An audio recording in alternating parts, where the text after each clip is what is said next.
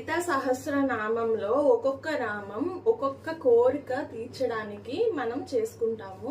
So 41 రోజులు 108 సార్లు ఒక్కొక్క నామం మనం చదువుకుంటే మనకు ఎలాంటి కోరిక అన్నా నెరవేరుతుంది.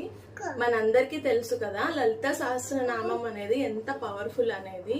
అందులో ఉన్న ప్రతి నామానికి ఒక విశిష్టత అనేది ఉంటుంది. సో ఈ రోజు నుంచి నేను 41 రోజులు లలిత సహస్రనామ పారాయణం అయితే చేస్తాను.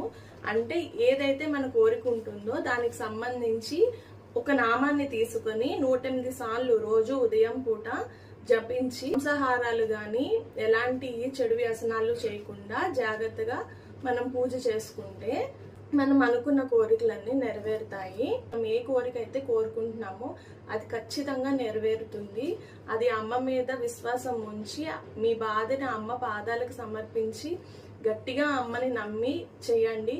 ఖచ్చితంగా ఏ కోరికన్నా తీరుతుంది. వాళ్ళు ఒక నామాన్ని సంతానం కోసం దీక్ష చేశాను. ఆ తర్వాతే నాకు తని పుట్టాడు. ప్రతి కార్తీక మాసంలో ఈ 41 రోజుల దీక్ష అయితే నేను తప్పకుండా చేస్తాను.